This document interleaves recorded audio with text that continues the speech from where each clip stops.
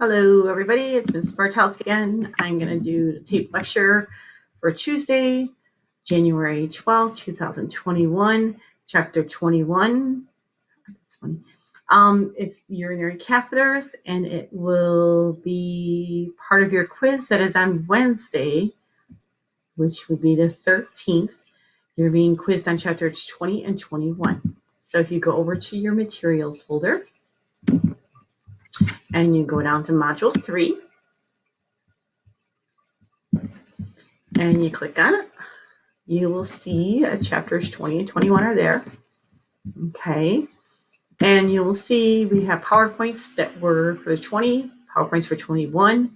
Your homework is in here, and your Monday assignment was in there. And now we're doing the Tuesday assignment, which is reading chapter 21. I'm not going to read it. You could read it.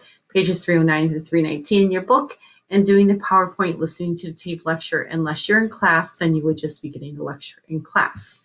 Okay, and the quiz is tomorrow. When I'm done doing this tape lecture, I will drop it in this Tuesday daily assignment folder. Okay, I'm going to go over to my PowerPoints. They're the same ones you guys have, but they're already open on my screen. So I'm going over to my PowerPoints. Give me 1 second. Click on here. There they are. Yours will look the same. I'm going to go slideshow from the beginning. It's only 11 PowerPoints, so... Okay. Urinary catheters, page 309 of your book.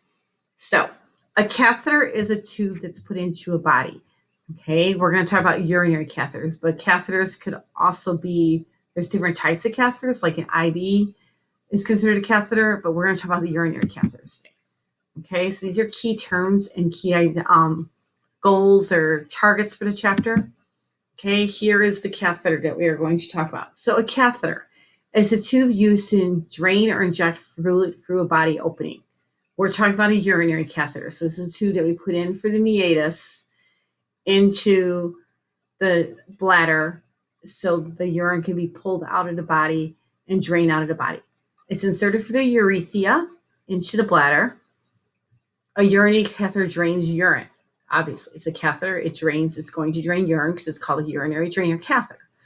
An indwelling catheter is a catheter that stays inside the body. It's left inside the body. Okay. When we put a catheter in somebody, that's called catheterization. It's the process of inserting the catheter. So this is what the catheter looks like. Okay. This is your catheter that goes inside the person. Okay. When I insert this, it's called catheterization. This part here, you can see has a little opening. This goes into the bladder, and then the bladder will pour the urine through this hole, and then it will come out of the body through this hole. Okay, so the balloon part, this part here, once we have the catheter, once I insert the catheter for the urethra and I advance it, meaning this whole thing goes inside. So I put the tip, I start here, I put the tip for the urethra, and I start advancing. I start pulling it so more and more goes in. And as it goes into the body, as soon as I start to see urine come out of the port, I then, as a nurse, only a nurse does this, will take a syringe right here, and I will put some fluid for there. It's called saline. And that's going to push back up over into here, and it's going to make a balloon. So now this little area here is going to be circle, and the balloon is what holds it in the catheter. Okay, so this is the part that goes inside the person. When we get urine coming out, we make a balloon, the nurse does, and it holds it in place because now the balloon is bigger than the opening of the body and it can't be pulled out. And this is the part of the tube that the urine comes out of. It hooks to clear tubing, which then goes to a bag. Okay, we're going to go on here. So again, this is indwelling because it's staying inside the body, and the balloon is what keeps it inside. Why do we use catheters? Catheters are not used for incontinence. Catheters actually are a bad thing. They're not a good thing. When you think about it, anything that is stuck inside your body that's a foreign object, like a tube, is not normal. Okay? We should not have things coming out of our body or things going inside our body. So it's a foreign object. It's not good. It runs the risk of infection. The reason why we use catheters, though, is if somebody's having surgery, When you have surgery, you are put to sleep. If you have to urinate and we are running fluids for you, we're giving you lots of IV fluids in surgery.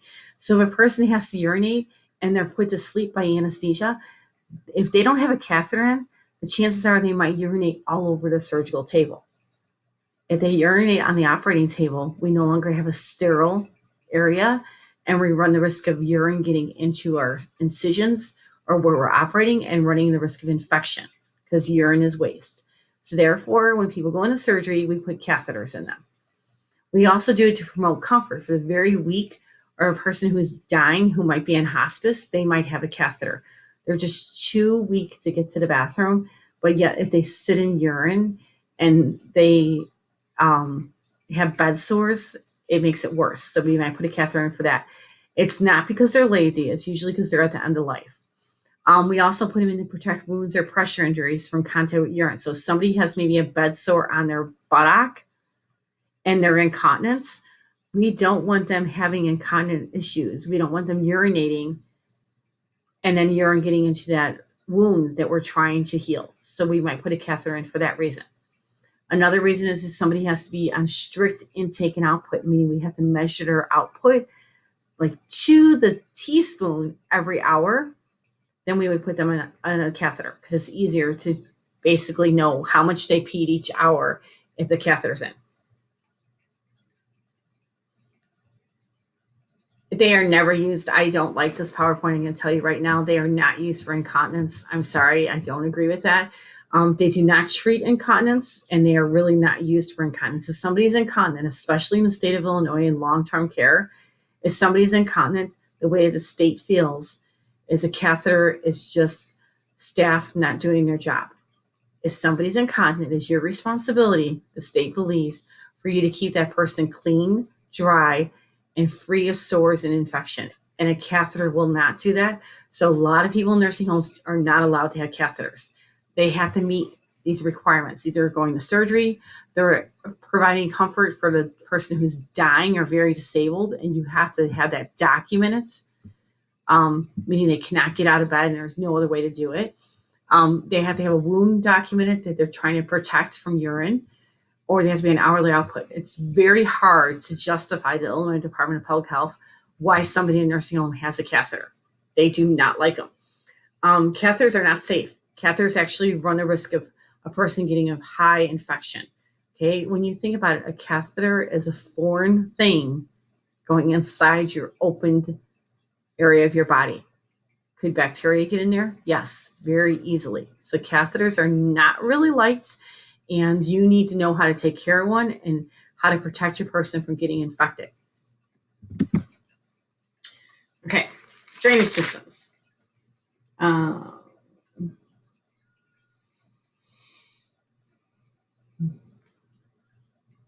A closed drainage system is used for indwelling catheters. So somebody has a catheter, they have a closed system, meaning this is the bag here, it is closed. Okay, this is how the urine comes out of the bag, but nothing can go in that bag. You can't stick your hands inside this bag. Okay, there's a lock on it, so nothing can go inside. It basically is coming from the body into the tube, into the bag.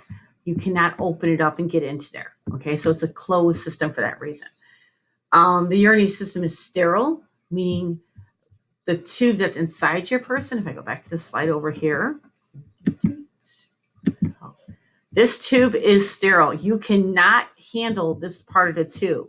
You cannot insert it. The nurse inserts the tube, and this part that's going inside the body has to stay sterile, and the nurse has to wear sterile gloves and follow sterile procedure. You might help the nurse by holding the person's legs open, but you are never going to be touching this part, the balloon, the bladder opening part, because that's going inside the body and has to stay sterile. Okay. Nothing can enter the system from the catheter to the drainage bag, so we cannot insert anything in there. The urine has to flow freely for the catheter and drainage tube. The tube should not have kinks, or the person should not lie on the tubing. Okay.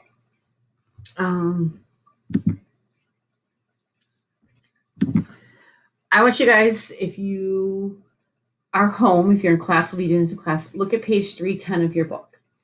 On page 310, figure 21-2 has the whole system. Okay. If you look at the yellow part of the tubing, the bottom part, it says opening for urine, and it shows you how the balloon in a little box blows up. Okay. That is the part you definitely cannot touch. That has to stay sterile. It's going inside the body. So that whole yellow or like cream colored tubing, it's called the catheter. It has a balloon and the opening for the urine and the balloon infiltration. That whole yellow part has to stay sterile. Okay. The clear tubing is tubing that connects like a garden hose to the sterile part. And then that tubing goes to a bag. Okay.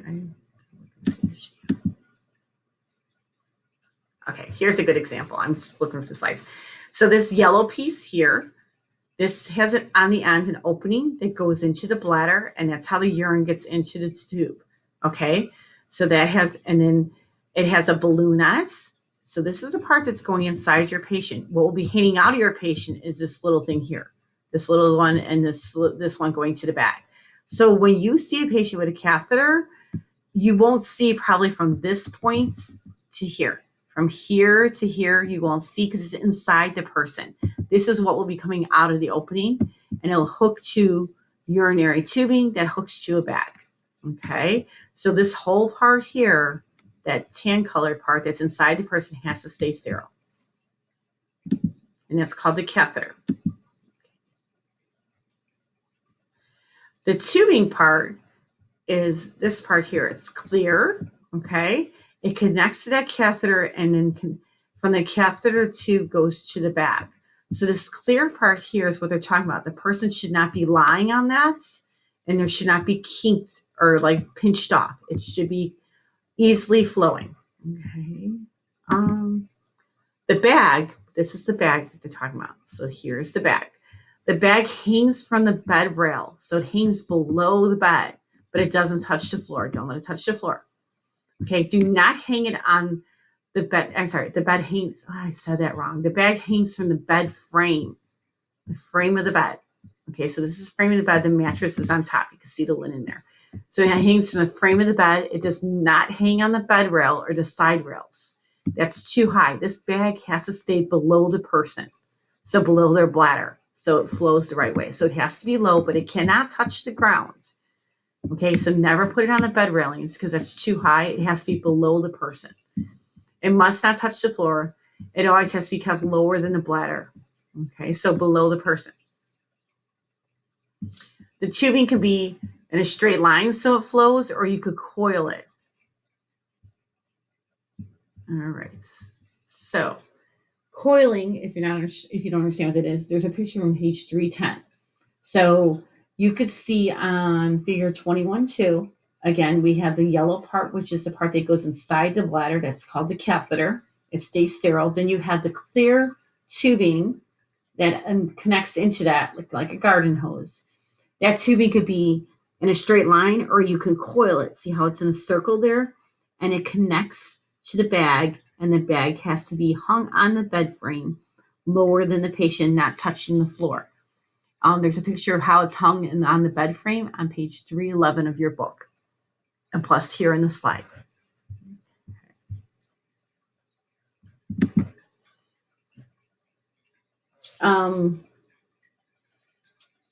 Indwelling catheter care, page 311.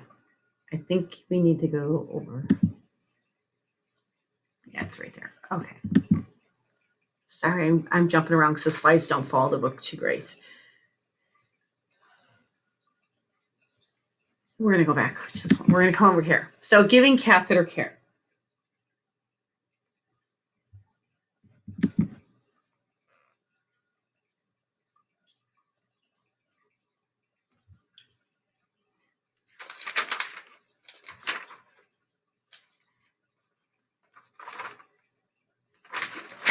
I'm sorry, I'm trying to figure out where the book. Okay, I would go to your book on page 311. Okay, and we're going to see in the next couple of slides, box 21-1. Okay, and we are going to talk about emptying the catheter too, which is on page 312. So I'm going to skip this slide for a minute. We're going to go over to giving catheter care because that's what's next in your book on page 311. Okay, So if a person has catheter, you have to take care of that catheter. You have to give them catheter care.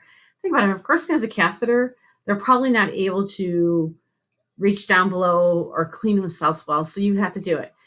Catheter care should be given after pericare. Okay. You wash around the catheter at the meatus using a circular motion. The meatus is the opening. So the opening of the body that the catheter is coming out of, that's where you wash. You don't go inside the meatus, you go inside the person. You wash from where the catheter is coming out of the person. And you go from where it's coming out of the person, which is called the meatus, down the catheter at least 4 inches. Do not tug on the catheter, don't pull on the catheter, just clean downward. So I'm going to see, I hope there's a picture. There is. If you go to page 314 in your book, there's a great picture of that.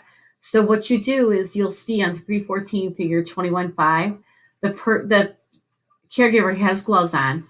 She's holding the catheter at the meatus with one hand. So she's holding it so she doesn't pull on it. Okay. And she's taking a washcloth and she's starting at the meatus and moving her way down in a circular motion. Not up and down. She's going from the opening away from the opening in a downward move. Okay. So when you clean downward away from the meatus. That's a test question. Make sure you guys know it. And you rinse in the same way and then you pat it dry. If it was a man and he had foreskin, you had to put the foreskin back. Okay. The catheter is secured to the thigh of the person. So again, if we look at the picture on page 310 of your book, that catheter can't just hang between your legs. We have to somehow secure it so it doesn't get pulled or wrapped around the leg and pull out. So they will secure the catheter with a bandage looking material to the inner thigh. Okay.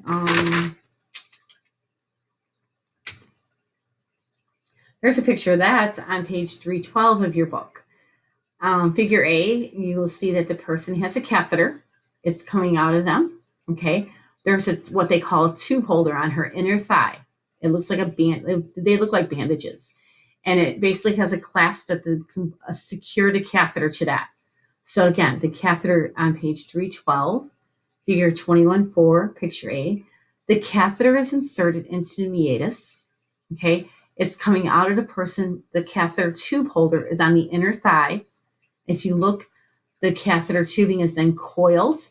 It's secured to the bottom linen of the bed, and then it's going straight down to drain into the bag. Okay, so picture 21.4A, page 312. Make sure you understand that. So that is how it should look. Okay, it should be coming out of the meatus, taped to the inner thigh. The tubing can be coiled and secured to the bed linen and straight down to the bag. That is a perfect way your catheter should look. And you should give pericare prior to giving catheter care. Okay, so if the person is dirty in the perineum area, you want to do the pericare and then clean the catheter. All right. We're going to go to the book for a minute. Okay. So on page 311, the drainage system, just a quick summary. We already talked about that the tubing should not have kinks. The first bullet point, the drainage system. The tubing should not have kinks.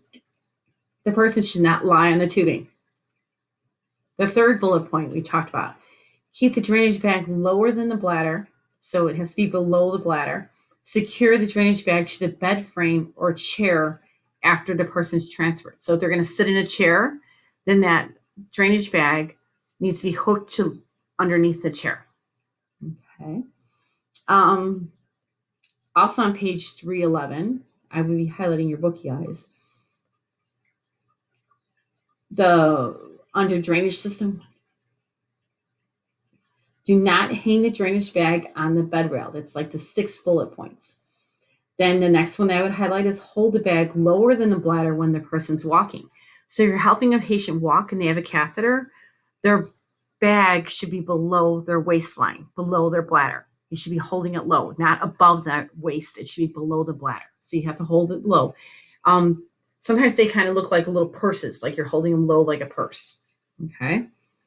Do not let the drainage bag touch or rest on the floor. That's under the drainage system on page 311 in the blue box.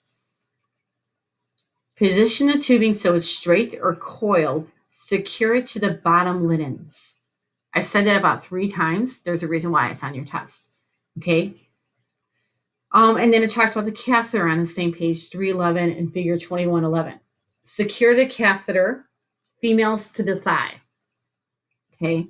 Use a tube holder, tape, a leg band, or otherwise secure the catheter to the thigh or the abdomen. It's usually the thigh, the inner thigh. Okay. Also under the catheter on page 311, 2111 box or 211 box, provide peri-care and catheter care according to the care plan. Sometimes it's daily, sometimes it's twice a day, sometimes it's after bowel movements. Read the care plan. Everybody is different, but you have to give catheter care and peri-care per the care plan, whatever the care plan says. Test question. It's going to say, patient has catheter, you need to give catheter care. When do you do it? When the care plan says to. Okay. And I think we'll go to the next slide. Measuring outputs. So we have to empty these bags. The bags can only hold about 1,000. Some can hold up to 3,000. It depends on the size of the bag. So you have to empty the bag. The bag should be emptied at the end of every shift or sooner if they're full. So it should be the end of each shift or sooner. Okay. So that's under measuring urine output, page 311, box 211. It says measuring urine output. Empty the drainage bag and measure urine at the end of the shift. You're also going to measure and empty it if you're going to change it over from a big bag to a little bag. The big bag and then the little bag is called a leg bag. We'll talk about that in minutes. Once you empty it, you have to measure it and make sure you record what it was in it. And you only use 1 cylinder per patient. So this is a cylinder here, okay? It cannot be shared between patients. Everybody gets their own cylinder. So do not share this. So in order to empty a drainage bag, the first thing you do is you're going to put a paper towel down on the floor. You're going to take the graduated cylinder, the pitcher, it's kind of triangular shaped, and you're going to sit it on the paper towel. You're going to put it underneath that drainage bag. You're going to make sure you have gloves on and you already washed your hands too. You're going to open the clamp of the drainage bag and let all the urine drain into the graduate. So you're going to have the bag above here with a little clamp on it. You're going to let it drain into here. Don't let the clamp or the bag touch the container. Okay, do not let the drain touch the graduated pitcher. When you're all done and it's all empty, you're going to clean the end of the drain with an alcohol wipe. You're going to clamp it shut and put it back in the holder. You're then going to pick up the paper towel and throw it out. You're going to measure the urine. Remember to record it and empty out the urine into the toilet and clean and disinfect this. Okay, so that's how you empty it.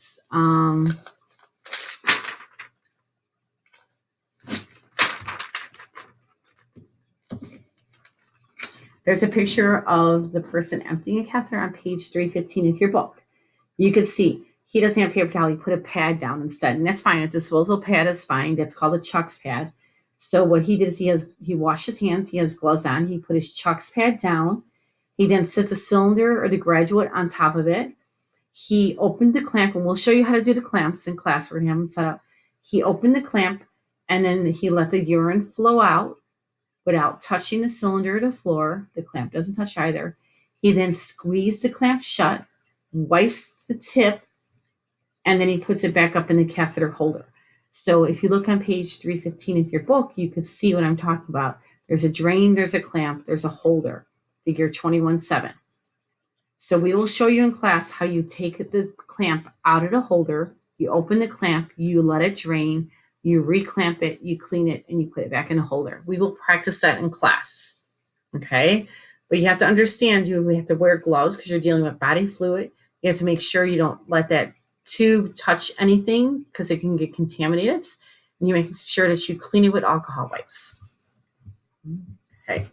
I may sound like I'm really pushing the clean thing, but I will tell you as a urology board certified nurse, urinary tract infections are so common for people with catheters. And it's the only thing we can think of is one, the person can't care for the catheter. and the caregiver isn't doing it correctly, and therefore they get a UTI. So that's why I really stress the importance of these catheters really, really are risky. They run the risk of your patient getting an infection, especially if you're not caring for it the correct way. Okay, what happens if the drainage gets disconnected? Because sometimes it can, just like a garden hose. You might be watering and all of a sudden your garden hose is like leaking all over a place, and you're like, what happened here? And you're not getting any flow. It got disconnected. Tubings get disconnected all the time. What are we going to do if the tube gets disconnected? So if you look again on page, I'm going to go back to a picture to show you guys.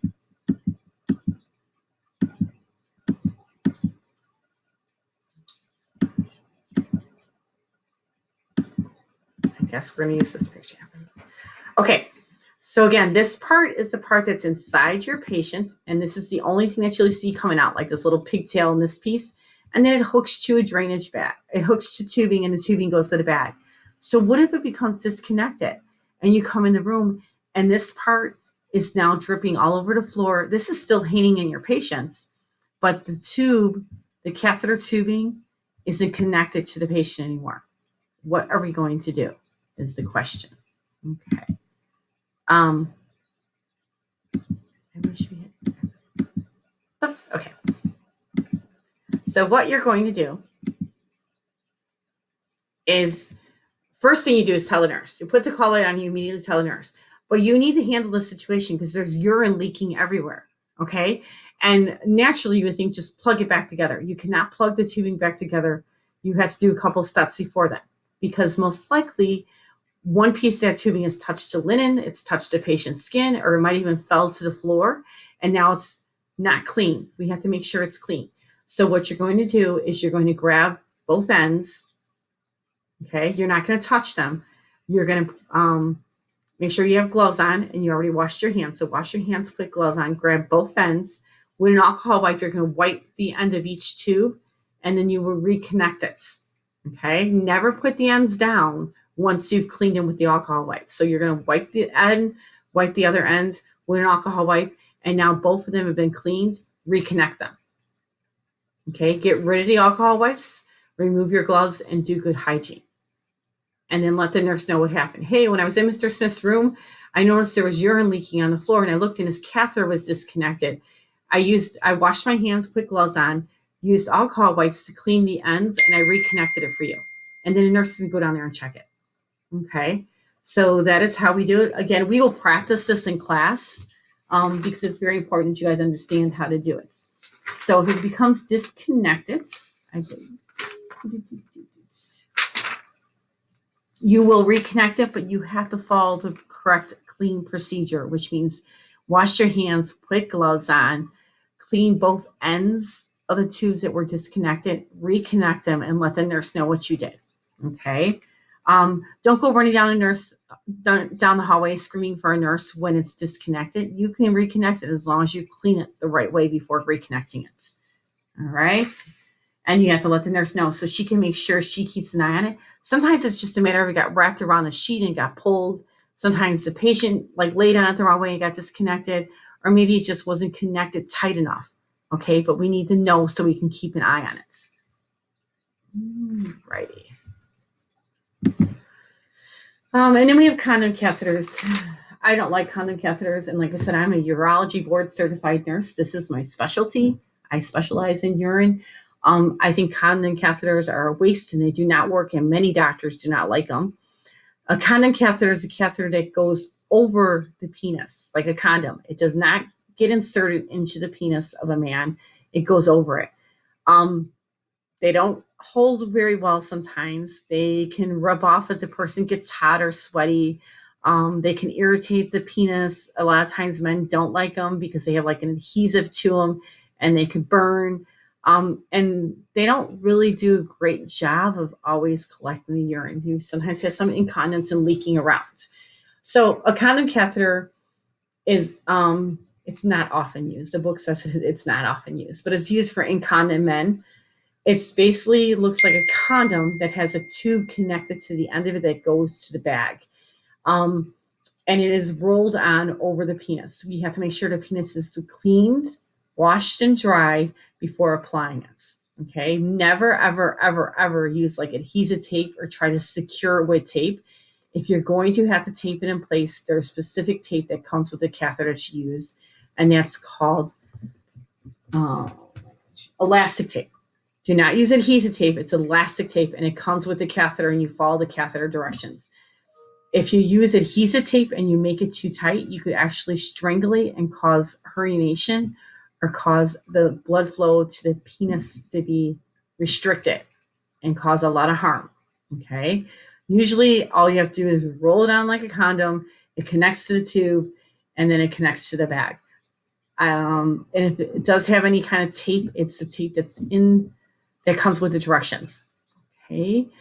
Always follow the manufacturer instructions. You have to make sure you wash the penis with soap and water and dry it before applying the catheter. Again, it rolls on like a condom and usually has adhesive on the inside of it. So you press it and it adheres to the penis. If it has to be secured with tape, it's elastic tape.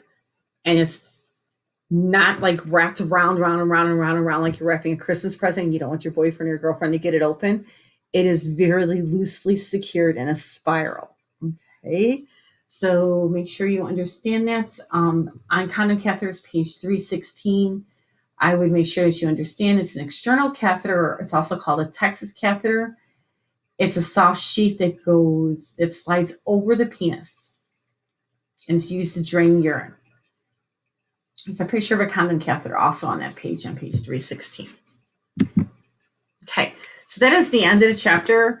A couple things I would probably say that you guys need to know, and I'm going to review. I'm going to pull up a picture for you really quick so you can see visuals in case you don't have your book at home. There's also a picture of condom catheter on page 318. So if you give me 1 second, guys, I'm going to pull out something else to share with you.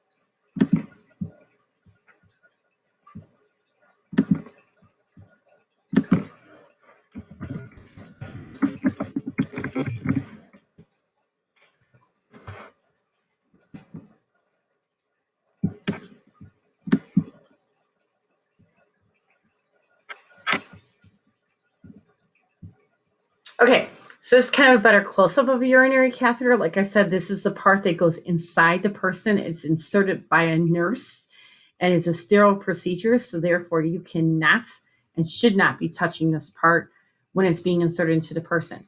This is the tip that goes into the person. It has a little bladder opening on it. Usually what you'll see is, if I say right here, you'll see from this point down to here hanging out of your patient.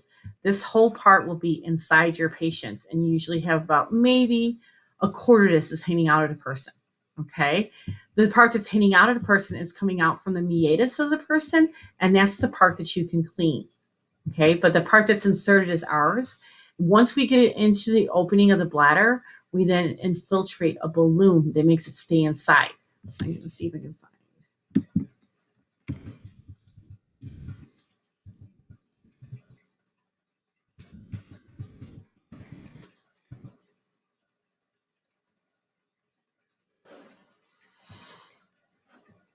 This is probably a good one for you guys. So you could see, okay, this is a man, obviously. So that we put the catheter in for the penis, for the meatus. This is the opening of the body, so it's called a meatus. So we put his catheter through his penis. It went up into the bladder. This is your bladder.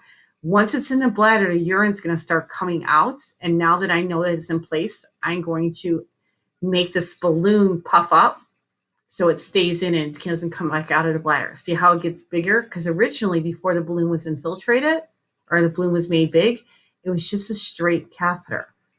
It was just all this tube. But as soon as I see urine, I then make this balloon so it stays in there. It dwells in there, it's called. Okay, so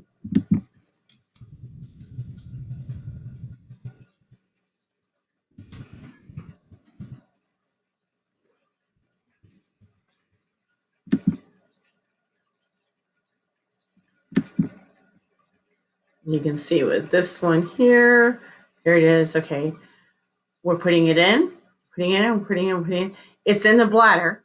Okay, so now that it's in the bladder and I got urine coming out, I'm going to blow up that balloon so it stays inside there. Okay, so those are examples of it. And then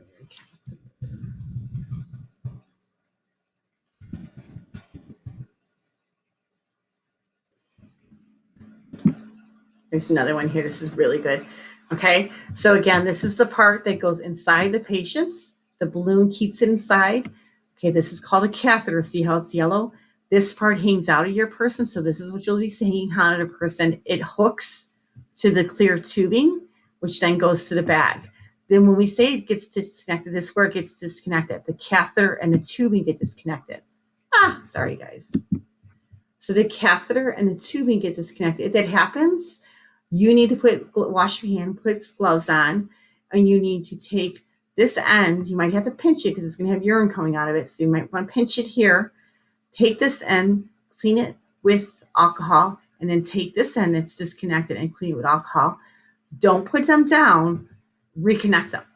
Okay? Oh my goodness, why does it keep doing that? I'm so sorry, guys. All right. Here's another good picture for you guys to see.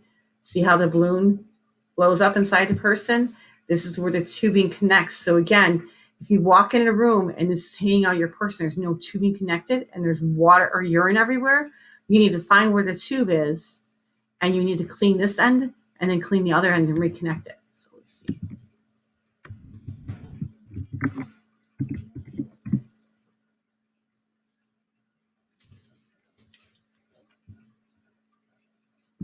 Here's a good example.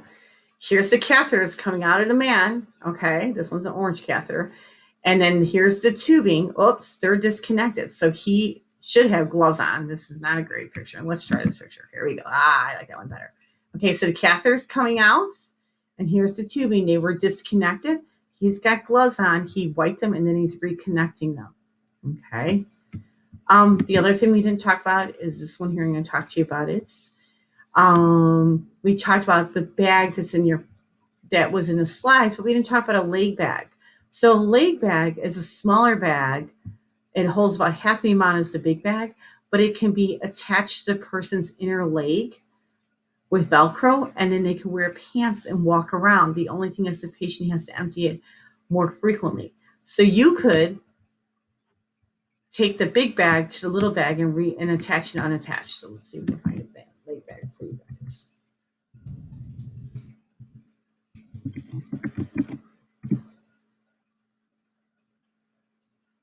Here's what a leg bag looks like. Okay, there's what a leg bag looks like. Let's see, this one have one too. And you can see the catheter is going up in the person and it's coming down. And then instead of connecting it to the big bag that hangs on the chair or hangs on the bed frame, you can connect it to this little bag that can be attached to their leg, like this, or this. Okay, so they can be attached to their leg. And it's a little more discreet. People don't know that they have a catheter. Let's see. There's a leg bag. Okay, and this way he could wear pants and people don't know because that big bag is, hanging off of the leg bag is a little more discreet. I know that men that have prostate problems, like if they have to have a catheter, they like to have the leg bags in place. But again, they need to be emptied a little more frequently because they don't hold as much. And we will show you how to empty both a big one and a leg bag one. So the leg bag is smaller. Let me show you what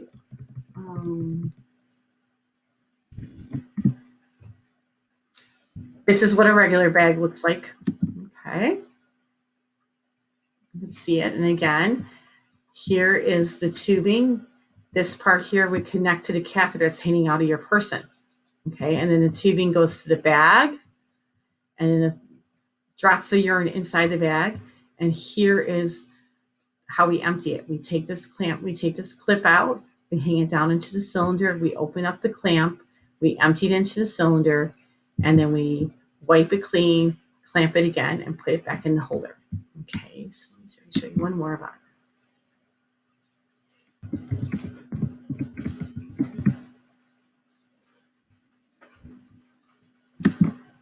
There's an example there. She's holding the bag. They don't have gloves on again. I hate some of these examples. Here, let's try this one.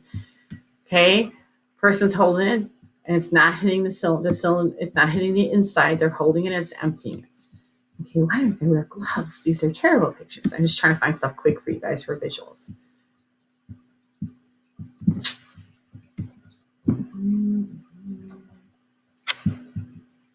Look for one more, and then I'll be done. She's like, not Mrs. Bartels, we fit it. Here's one. Okay, so again, she's take that bag. It was originally like this. It was turned up like that. Okay, and then she pulled it out of the catheter holder. She pointed it downward. She's got her gloves on. She's opening the clamp, and she's going to let it pour out. Okay, and then when she's done, she's going to wipe that clamp clean and put it back in place.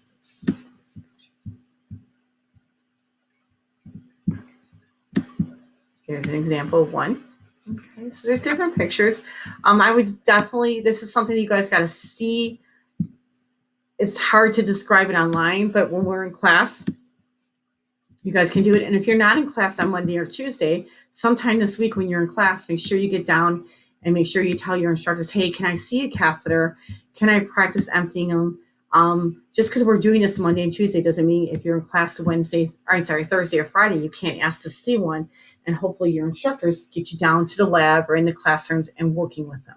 Okay, if you're going to work in the hospital, you're going to see catheters a lot. Let me go back over here. Okay, we'll exit out. I'm sorry if it seems like I gave you a little bit too much, but I wanted to make sure you guys understood everything.